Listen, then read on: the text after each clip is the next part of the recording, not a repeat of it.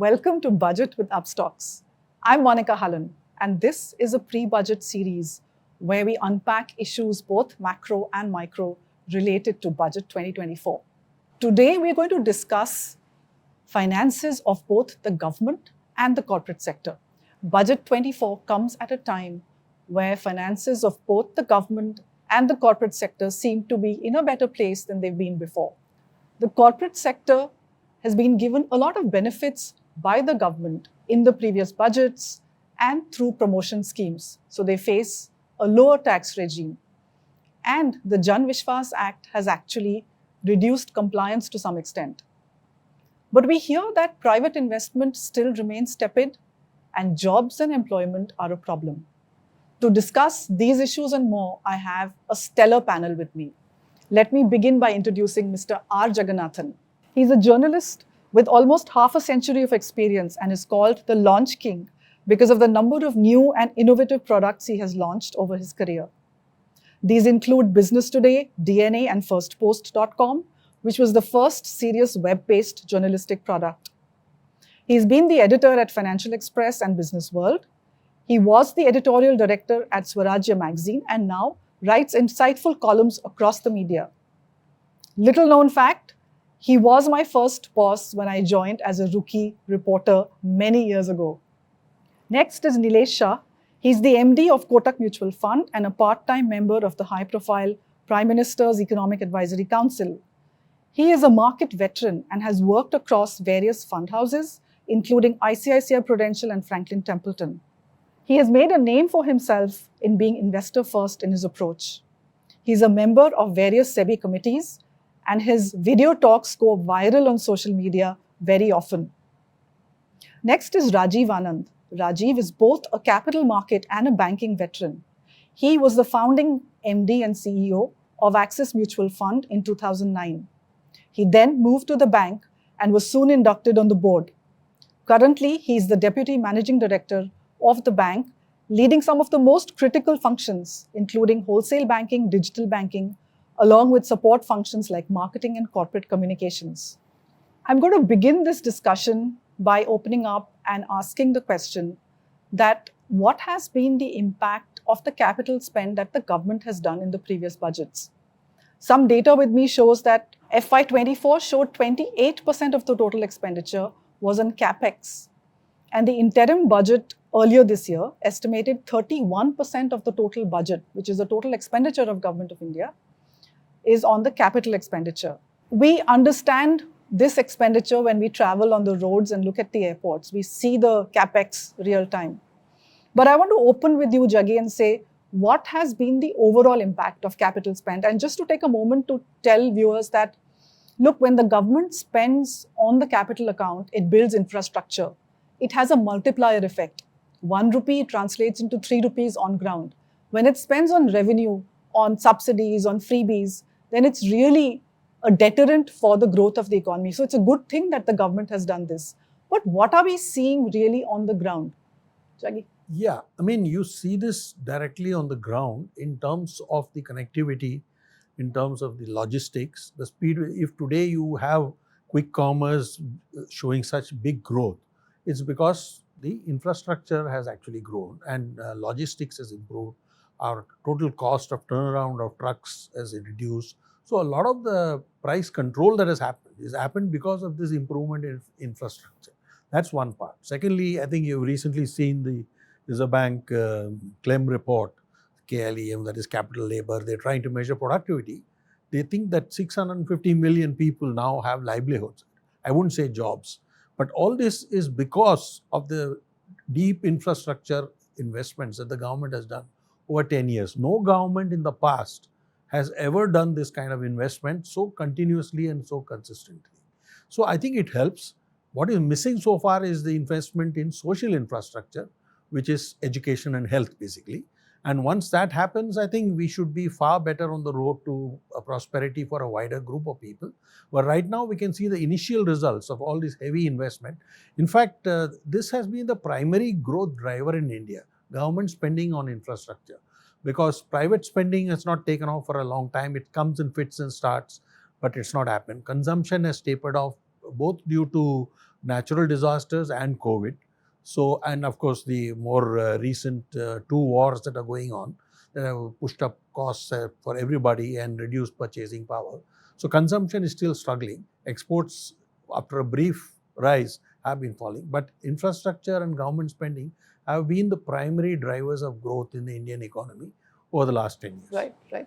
Nilesh, Jaggi just said that the government has prioritized capital expenditure and the social indicators are not that great. Is that the right way to go? Like, do you first spend or do you first try and grow the economy? So there is no easy answer. As a political party, you have to win election, and for that you have to spend money at the bottom of the pyramid. At the same time, you have to invest for long-term growth. So my feeling is that you'll have to manage both. On investments, I want to add one more point. It's not just the quantum of spending, but it's also the quality of spending. Between 2014 and 24, we have almost built as much infrastructure as was existing in 2013. Highways have doubled, power capacity has nearly doubled, and that also in renewable. Rail electrification has doubled, port capacity has doubled, airports have doubled, metros have doubled. So clearly, it's not only the quantum, but also the efficiency of execution. And that's why the multiplier effect is seen. Are you seeing that effect? We are the fastest growing major economy last year, this year, and probably next year. The best way to capture last 20 odd years, we were actually coached to the global growth train. If the world moved, we will move. Our contribution to incremental global GDP was 2-3% at the beginning of this century. Today we are in mid-single digit. Tomorrow we will be in high single digit, and day after tomorrow we will be in double digit. This journey of coach to becoming engine of the global growth train is function of what we have invested. Right. And Rajiv, do you agree that this, I love the analogy, coach to engine, is such a powerful way to look at the transformation of India over the past 15 years, 10 to 15 years. But has it been the effect of the capital expenditure? Because the government has stepped the pedal. We've seen it in the numbers. It is not an easy political decision to take for a government to spend money whose effects you will see in the future, far into the future. So just to add to the point that Nilesh made, 18% of incremental global growth is now coming from India. So let that sink in, 18%, and I think that is material. Right, and you can see in Nilesh's business, in the mutual fund industry, every morning's newspaper headline 10 years ago used to be about FIs selling or buying. They're, in a sense, I mean, the mutual fund industry has, in a sense, absorbed almost $30 to $40 billion of selling by the foreigners for whatever reason. I mean, they have their own reasons to sell, but and the markets have actually gone up, and so therefore. Domestic demand is what we are playing for. And if you're playing for domestic demand, then to be able to create these tailwinds, you create better roads, as Jaggi mentioned, better roads, ports, airports, is the tailwind to growth as we go forward. We are already seeing the productivity, playing out. Like you rightly said, we are all beneficiaries of that. What used to take 2 hours will take us, 15 minutes, 20 minutes. Look at that coastal road. I mean, what used to take us 1 hour to go from, Bandra to South Bombay, we can do in 15 minutes now. And I'm sure there are multiple examples of that. And that I'm really hoping that, as people see this saving in time, and will convert to productivity as we go forward. But do you think the government will continue on the capex this budget? Because there are issues, and I will come to that. But what is your sense just around the table, starting with you, and just, do you think, because February they estimated 31% of the total budget on capex. That's a huge number. It's important to understand, the election results. I think there is a narrative that is playing out that, because of the fact that this government was not pro-poor, they lost in UP, etc. But then if that's the argument, then they shouldn't have won in Bihar and Odisha, for example. So therefore, I really don't believe that the election results are because of the fact that there hasn't been doles and stuff like that. So in that sense, I do believe that the focus will be one on fiscal consolidation, and I think the benefits of that will play out over the next at least 5 years. And two, you just need to look out of the window to understand that unlike in China, we are not building infrastructure for demand that doesn't exist. The demand in India for infrastructure already exists. Your roads are already full, your airports are already full, your ports are already full. And so therefore, as Nilesh said, if you double capacity, it's not as if you've got to wait for 5 years for that capacity so no to kick ghost in. cities, no roads that go nowhere. So I'm just going to take a minute and explain what fiscal consolidation means. We do a lot of jargon, but look, essentially what this means is that the government is going to put a cap on its borrowing program. So what is deficit? The excess of borrowing over the revenue of the government. And there is a target that the government sets itself every budget on how much this gap should be. There is a sort of a consensus that between 3 to 4% of a deficit should be okay.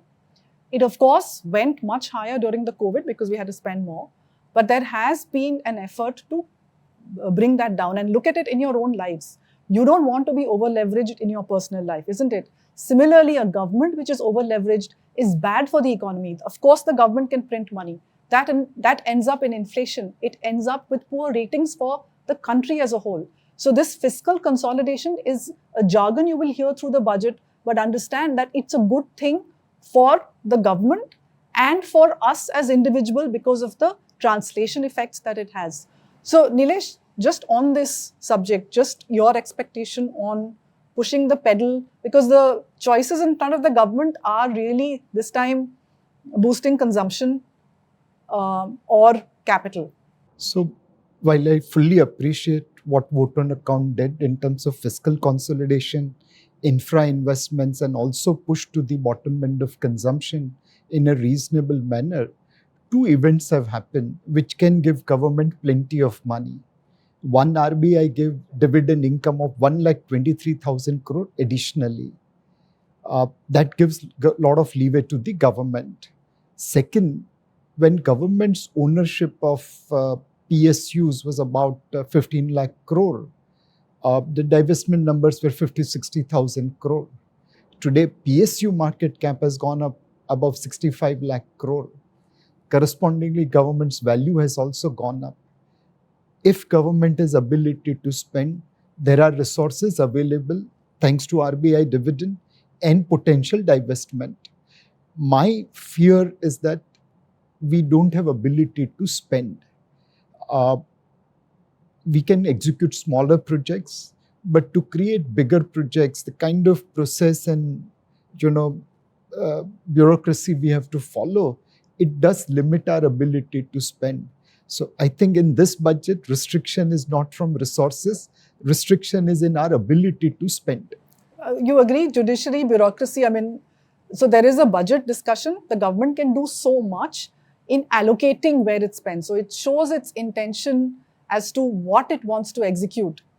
But then it meets the hard reality of a bureaucracy which remains fairly mired in the past, and a judiciary which is even further back in the past.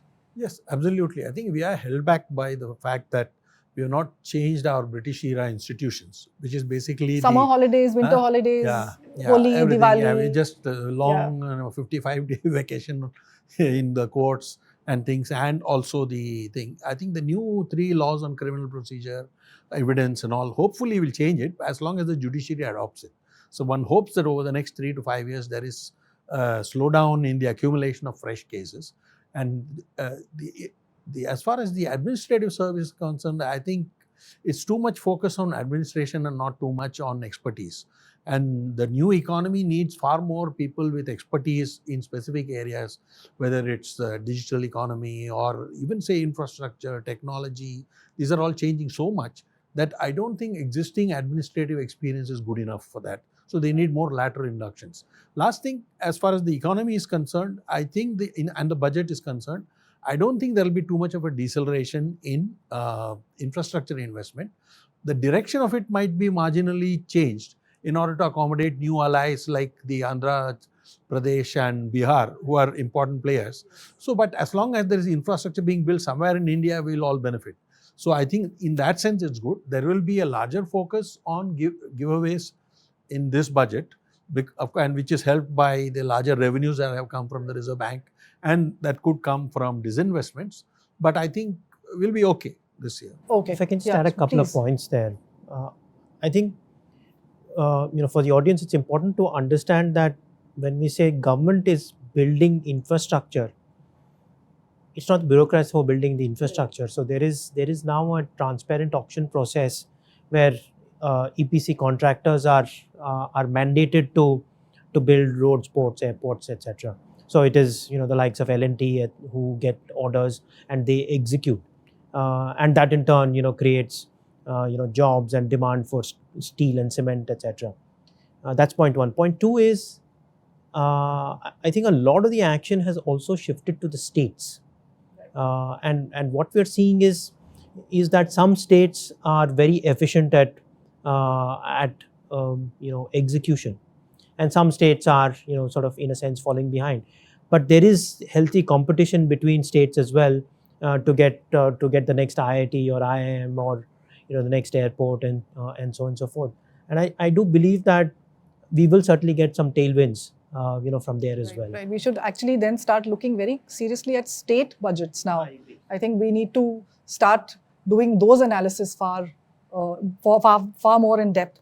I want to move to the second part of this discussion where I'm talking about the corporate incentives and the private sector investment. So we've seen a lot of benefits which are being given by the government, the taxation, the PLI scheme, the Jan Vishwas Act. But Rajiv, I want to start with you because I think we had a previous conversation where I said that we are not seeing private investment come in. And this is one of the big worries that you constantly hear. That again, just for the viewers, look, the government has pushed the pedal on infrastructure. They have spent on capital infrastructure. The government has other goals like social goals, education, health. This growth momentum will pick up if the private sector investment starts off. This baton has to be passed on to the private sector for Indian growth to sustain. So there is a worry, Rajiv, that will we falter on this? Are we seeing those numbers coming in? Absolutely.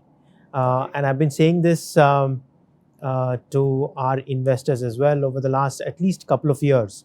If you look at data, for 2024, data of 3,900 odd companies, capex has grown by 20 odd %, very healthy. If you look at capital goods companies, they've all order books are overflowing. In fact, if you look at consensus for many of these EPC and capital goods companies, growth estimates are in the vicinity of about 30%. Once again, very healthy. Cement demand continues to be very strong. We've actually become an importer of steel all over again. If you see, power demand continues to rise despite the fact that all of us are using more ACs in our house, etc. So if you look at the data, we're clearly seeing capex. The second part is what we're also seeing is post the pandemic, corporate India has gotten a lot more efficient, and so therefore free cash flows of corporate India have actually trebled. To the point that you made right at the beginning, corporate balance sheets are in probably the best shape that we've seen in a decade. They're using this cash flow partly to pay down debt. So therefore, as a corporate banker, that's not a good story.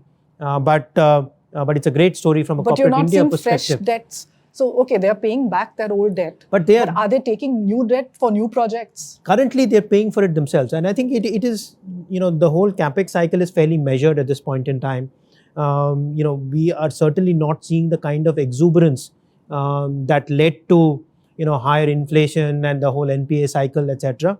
And I think, to me, I would prefer a measured capex cycle that we are seeing today, as opposed to the kind of exuberance we saw, let's say, in 2003, But you 2008. think it has begun? Absolutely. And anecdotally, I can confirm to you that as I talk to my clients across sectors and across size, not just the very large entities, but mid corporates, with anything between 500 to 1500 crores of turnover, everybody is talking about capex. And just to the point that I made about the state governments, I'm also seeing as companies are building out new capacities, there is healthy competition among states. Various types of incentives are being provided to companies to set up manufacturing in state A or state B, etc. So I'm absolutely seeing capex across my portfolio. Whether they borrow from us or not is a separate issue, but we obviously get businesses like they need to import to be able to import manufacturing machinery. We get capex LCs businesses, salary business, government guarantee businesses, etc. So I can confirm to you that So the story of green shoots that we've been hearing you are finally seeing the green shoots, or they are saplings now. I think they're saplings, and I think it's a function of expectation. I'm not sure what the expectations that have been built out in terms of how much capex we need, etc. And I think to some degree it is also to the point that both these gentlemen were making about the absorptive capacity as well. Perhaps corporate India is not that sure of how things are going to play out over the next 3 to 5 years. The IBC process has shown that if you get your business model wrong, it is possible that you could lose the prized asset in your possession. And so therefore entrepreneurship has become that much more measured. I see nothing wrong with that. So poor companies and rich promoters is a thing largely of the past. I believe so. Okay. Yes. Jaggi, you had a point. Yeah, I had a question to Rajiv actually. How much of this capex increase or thing that you're seeing is primarily because of government demand or government-induced projects as opposed to, say, consumption demand? I mean, is it all the infrastructure building that is adding up to a lot of capex in some cycles, or is it related to actual demand, consumption demand from private? It's a mix of both. I mean, if you look at most auto companies are increasing capacities. I mean, people like Mahindra and Mahindra are doubling capacities. Somebody is going up by 20, 30, 40%, and so on and so forth. You're seeing, the likes of Nestle are, increasing capacity. I know coffee companies are, increasing capacities.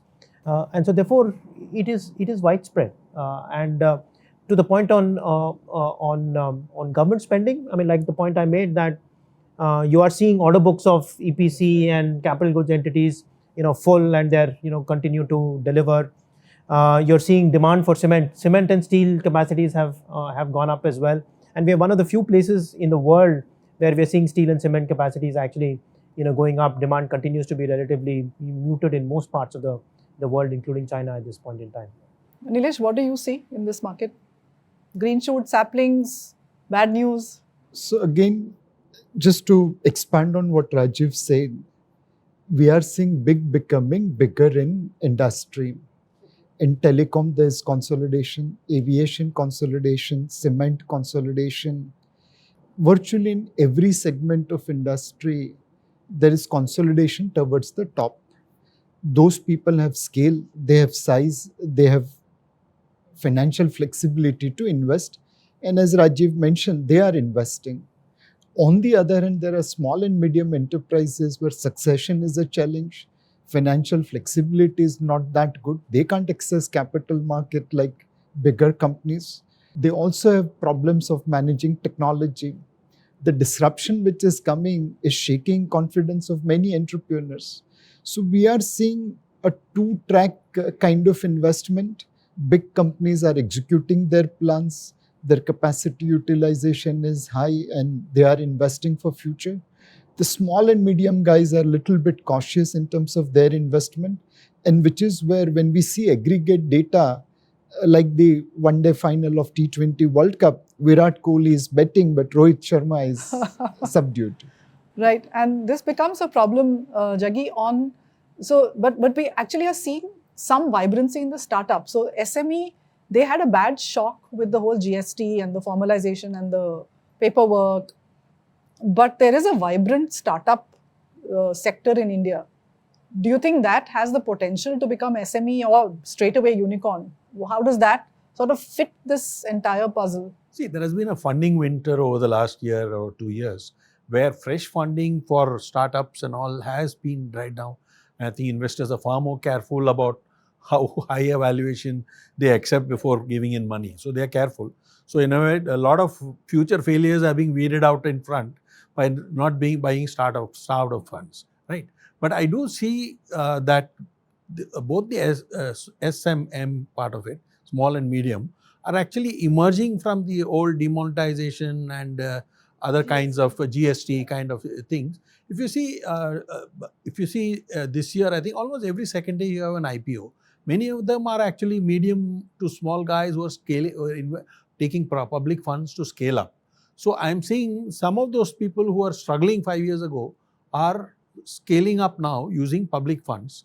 And I think that's a good sign, because it means that they'll be investing, they'll be growing. Those kind of things are happening. So, I mean, as long as the market lasts and you have a thing, I think, and you will see that happening.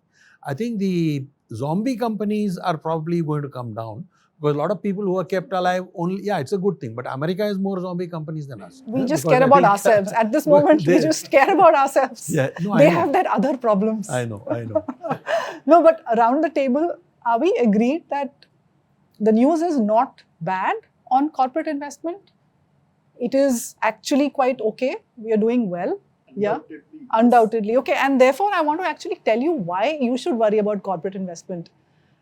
It is the corporate which puts in a plant, sets up a firm, gives jobs to everybody, and there are ancillary inputs and services which a corporate actually pays for.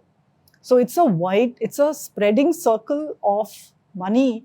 When somebody, one corporate, one entrepreneur invests money, several people get jobs. That wage converts into consumption. That consumption then further encourages companies to invest. And what you have is a virtuous cycle of growth. So this metric, so in the budget, watch out for this number. You will hear this over and over again. Private investment is not happening or happening. So this is one of, like I said, the fiscal consolidation, capital expenditure, and the private sector investment is the third number or idea that you must look for. So one thing about investment is investing for the future. The technology is disrupting everything. For example, we are investing in power as our power plants are running at full capacity. We'll invest in thermal, solar, nuclear, hydro. But today, the world is already moving to nuclear fusion, where they will create sun in laboratory, which will produce more energy than it consumes. Now, we have to invest for this kind of technology. In the vote on account, we have proposed 1 lakh crore fund. I think that fund should be leveraged appropriately for investing in futuristic technology through public-private partnership. For example, today we pay toll charges on someone else's highway for using artificial intelligence. But 40-50% of codes in artificial intelligence highway or foundation will be having Indian footprint. Can we create our own highway where people pay us toll charges for using our highway, and on that highway we build our businesses? I think this 1 lakh crore investment fund in vote on account is our key to the future. Right, and so many other examples come to mind, no? Like you look at gold. Why should the exchange for gold be elsewhere? Why should it not be in India? We are the biggest consumers of gold. Anyway, I want to come to something which is related to this whole corporate investment, creating jobs and wages. And Jaggi, I want to start with you. You had a book on jobs. We are all hearing this story of jobless growth, the fact that there are so many unemployed people out there. How do you look at this issue? Are the jobs there? Are they not there? They're there and not there, for the simple reason we need to deal with this whole business of jobs with a certain degree of definitional nuance. One is, of course, when you talk about job, you're talking about something 9 to 5, something which you start somewhere, 20s and go till the 80s. Those kinds of jobs are indeed shrinking, because the kind of companies, big companies that can keep large bureaucracies inside, including regular staff, will not be employing those kind of things, because they will be using technology far more than this thing. So what they have to do, you have to see livelihoods, because a significant part of the economy has become contract and gig oriented.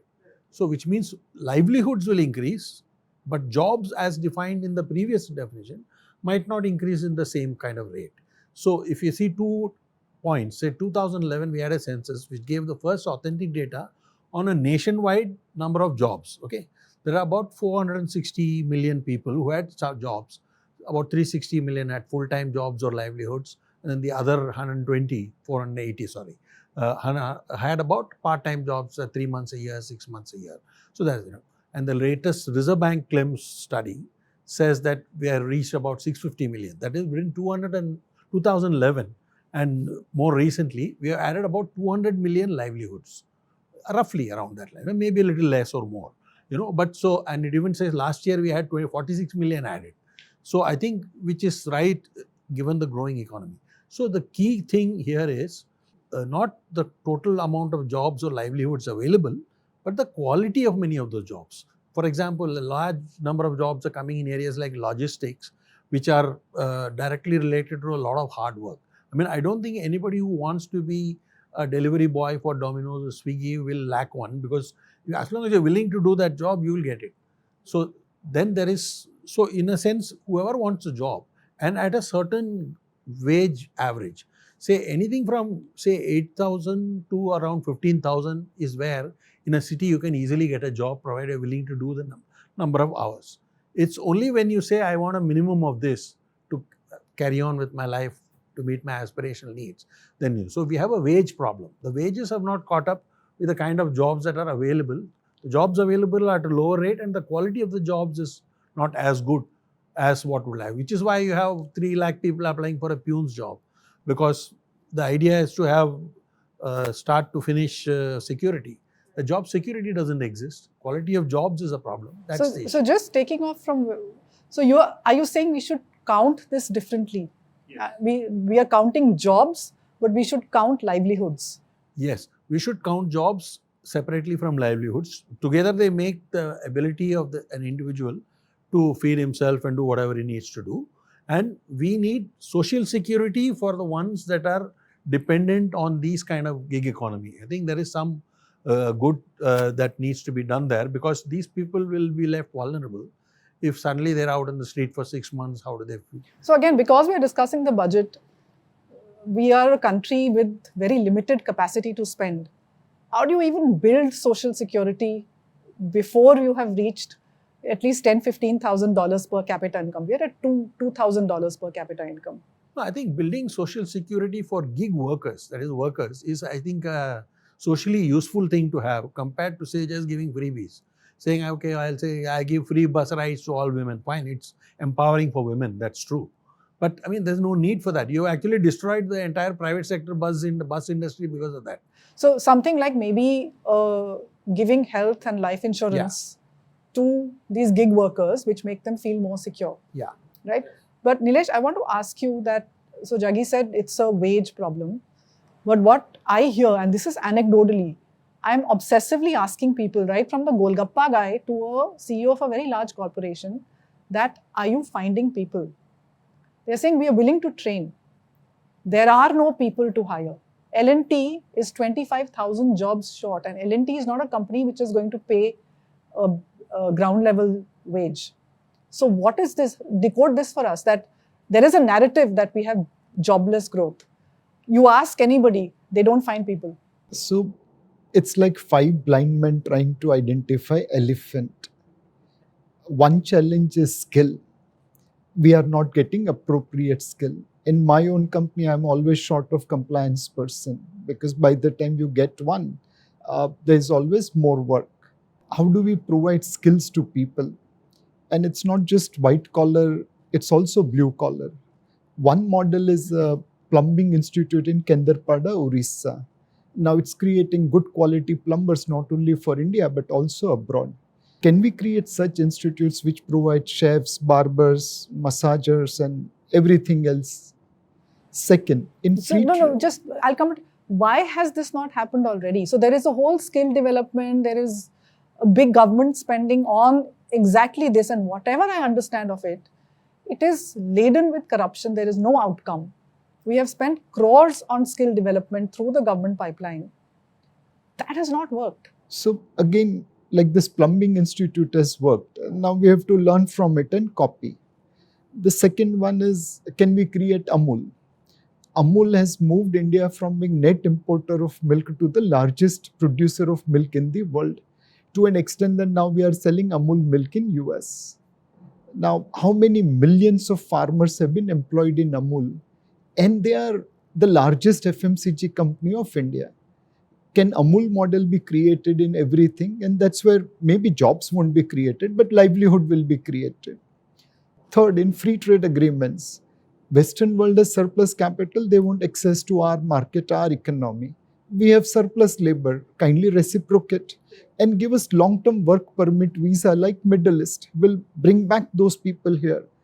Today we are earning about 125 billion in remittance. Maybe that number will go to 250 or 300. The fourth thing is GCCs, the Global Capability Centers. Today in auditing, legal, taxation, management, there are lots of GCCs working in India, employing tens of thousands of people, and they are well-paying white-collar jobs. Now, can we create more, facilitative? When you say we, who's this we? Is it the government who's going to spend on this? Is it private sector enterprise who comes in, senses an opportunity, sets up a plumbing institute, a nursing institute? I think it's both government and private together. There is so much of collaboration happening in Western world between industry and university. In our case, we have made a beginning, but we haven't reached where Western world is. So between government, academia and private, can we create skill availability? Can we create free movement of our labor to global markets? Third, incoming services, jobs. I think then this Nilesh, can be solved. These are old problems. And they're very, very difficult to solve in terms of removing the problems between institutions like academia, skill development. Those are very long tenured solutions. I think we need the solution now. I'll give you one simple example where we can create jobs today itself. So you remember all of us had put sunscreen films on our automobiles, and it was helping us save petrol bill because the load on AC was coming down. It's now 12 years since that was banned. The company which made films, they all had to shut down because overnight their business disappeared. The mechanics who were putting those sunscreen films, their jobs disappeared. As a country, we are spending about 10,000 crore more on import of oil because ACs have to carry higher load. And the purpose for which those sunscreens were made illegal continues. Now, there is a company in India which still makes sunscreen films but exports to 56 other countries in the world. We don't allow them to sell here. They save environmental globally. They help save in spending on crude. They create jobs and employment in 56 other countries, not in India. We have to change our thought process. Can we amend Motor Vehicle Act so that transparent sunscreen films can be put on automobile window? Today you can have dark windows, you can have curtain on windows, but you can't have transparent sunscreen films. Those are the mindset changes which will give quick results. Right. So, Rajiv, skill problem, wage problem, intention problem. So, in the context of free food to 800 million people, is it? 800 million people. So, that's piece one. Piece two is that the lives of the migrants, when they come to the urban centers, is not pleasant in the living conditions, in the facilities that they have. That incentive to migrate is suddenly gone because you've got your land, you've got free food coming, and you do something a little bit, poultry farming, something, you can get by. So how do you piece this together? That skills are few, employability is difficult. I'm saying their intention to work is not there because this is the narrative you hear over and over. They don't want to work, and they means everyone, not just the blue collar worker. This they is also the new white collar worker. They don't want to work. So how do we grow when, and then in the context of jobless growth? So I'm befuddled as to where are we in this. So let me just add. Unlike Nilesh, I don't have a solution. I have a problem. I can add to the problem. If you look at growth, growth still continues to be about you see from trend, we are still about 4% below from pre-COVID levels. So just hold on to that thought for a moment. We also added during 19 and 23 about 12 million people every year to the workforce who, because of the fact that growth hasn't come through, are in a sense unemployed. That's impacting savings, that's impacting jobs, that's impacting consumption that we spoke about in the earlier session. The only way we can get these guys is once we get to perhaps 8% growth. That's when the incremental jobs will start to get created. Will start to get created across at the lowest end of the spectrum, delivery boys, etc., to all the way up to GCCs and such like. But it will take time, and I don't think there is a short-term solution to the problem that we are discussing. It is social, it is employability. We spoke about social infrastructure. Where are the schools, colleges, ITIs to be able to create more? I was in New York about a month ago. It cost $200 to get a plumber. Yeah. Oh yes. I mean, and he is well-to-do. He comes in a car. But here he's at the lowest end of our society. But it is skilled labor, and I think it is also about how we treat some of these people in our society. I mean, it is certainly aspirational to become a fund manager, but it is certainly not aspirational to become a plumber. Correct. And so therefore some of those issues we need to fix as well. I don't think there's a short-term solution to this. Okay, but around the table again, is it a problem right now that there are fewer jobs?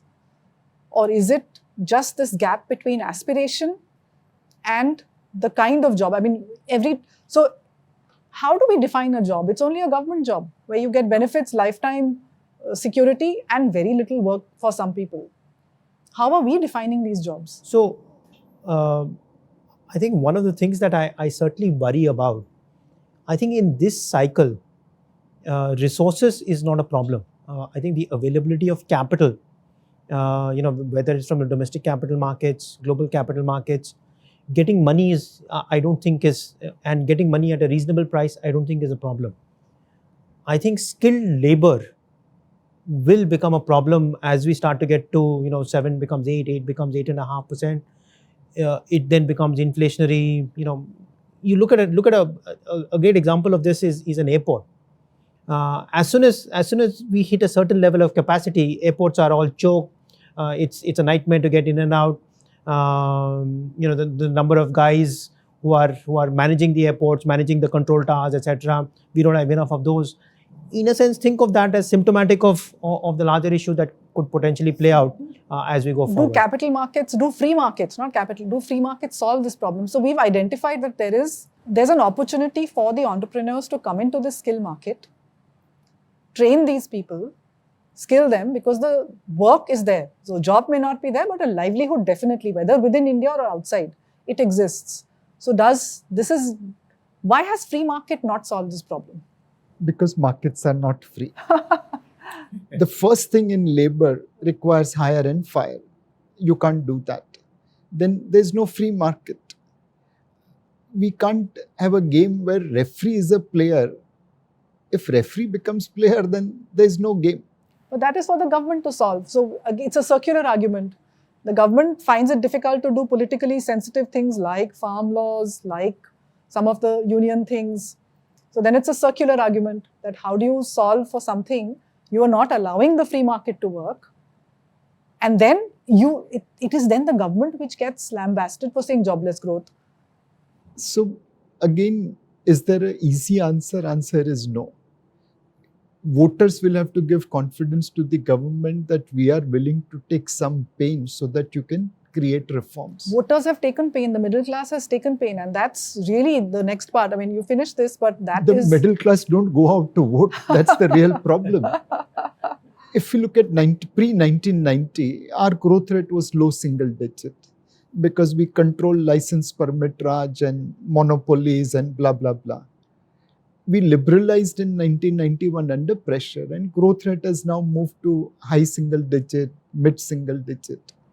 That itself shows that free market can work in country like India. Free market does not mean absence of regulation, but free market means giving freedom to the market to operate. If you choke that via your, like labor market, if you choke with hire and fire policy not being there, then there's no free market. You either go to the last point and see the benefits. If you stop midway, then benefits will not come. Now, just 2-3 things. One is the problem of skilling. We are looking at it from the wrong side. I think the reasons why all those skill development initiatives have flopped is because they are looking at it as a supply problem. It's actually a demand problem. Meaning, you have to solve skill from the person who has a demand. Like he has a need for a compliance manager, right? Or compliance people, right? So he and some others who need it need to develop those skills. Meaning, suddenly you can't start a course in compliance somewhere and expect that he will be employed here, right? So depending on that. So see, how did the initial software programmers develop? The Infosys and TCS and all, they developed them. I mean, they took people who could barely code, took them to Mysore in their campus, taught them how to do it, and then they did it. So in a sense, it's the guy who has the demand for those skills who has to educate it, which means some kind of apprenticeship program needs to be central to every employer. That's the one good thing which I saw in the Congress manifesto. The way of doing it is wrong. I mean, you can't just say you have compulsorily have to take apprentices, but the way to solve the skilling problem is to start at the demand level and see how you can improve it. And second thing, one more small thing I need to make. I think a lot of the reforms need to happen at the state level and at the local body level. I mean, why is we have spent crores and crores on infrastructure, but look at urban infrastructure, disaster. I mean, it took me 2 hours to get from my house to here. Storm drains are not cleaned. Yeah, exactly. Yeah. So there is a huge investment need there. But these people are there. You also asked a related question, why are middle class guys not going to work? The reason is most middle class guys live in cities and cities are disempowered. Today, why would I want to go and vote if I say that the same road which is pothole road is in front of me, my bus is getting crowded. So you're not incentivized to vote because I don't feel any connection with the place I'm staying. It's a place where I just have to earn my money and rush home. Right. I build my bubble and just stay there.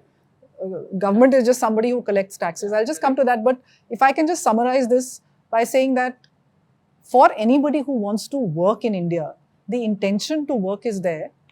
There is a livelihood. There may not be a job. Is that a fair statement?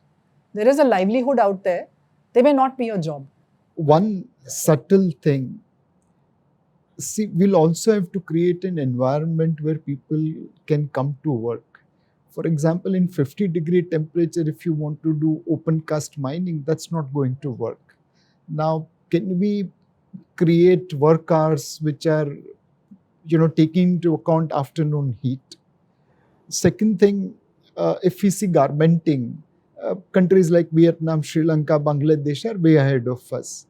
And to a great extent, that was driven by the fact that till some time back, we didn't allow women to work on factory floor in the night time. Now, those regulations have changed.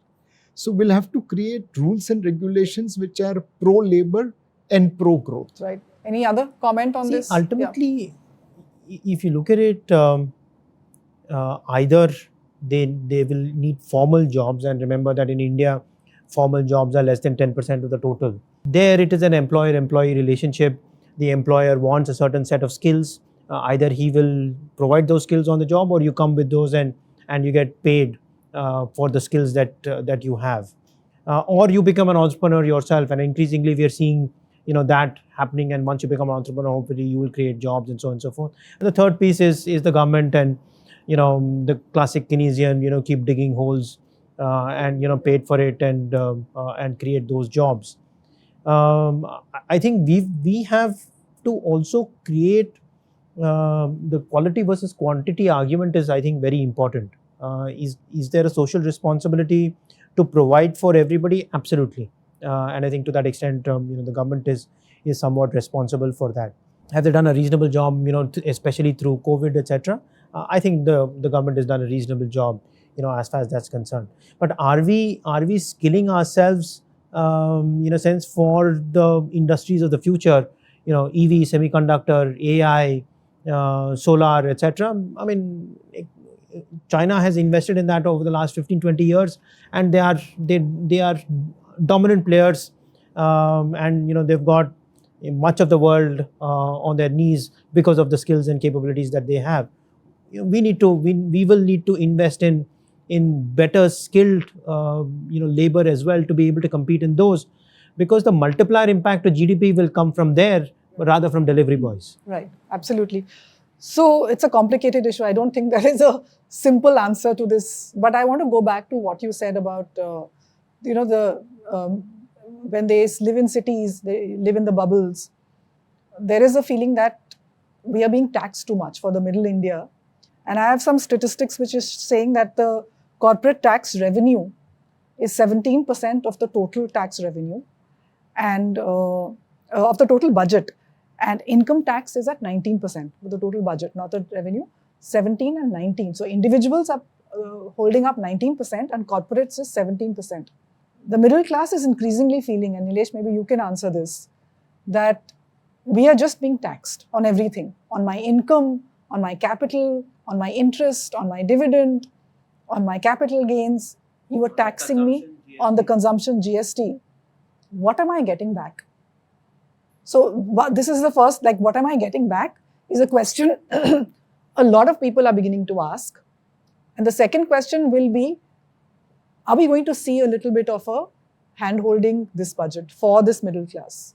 So one, is our tax rates higher? I think corporate India can't complain with 15 and 25%. They are taken care. Individuals, yes, 39% does look high. But our challenge is not just the taxation rate. It is the unequal distribution of burden of taxation. The salaried class, they are being taxed heavily. Are businessmen paying full share of tax? Answer is no. We have to use technology to capture people who are avoiding paying taxes. Yesterday, I was with a travel operator and I said, do you have to pay those foreign currency expenditure tax? And he said, no, we just bill officially airline bill. Everything else is in cash. Now, clearly there are people who are paying cash. If you look at FY21 to FY23 RBI data of household savings allocation, 4 lakh crore came into mutual fund and 2 lakh crore went into bonds, debentures, equity shares.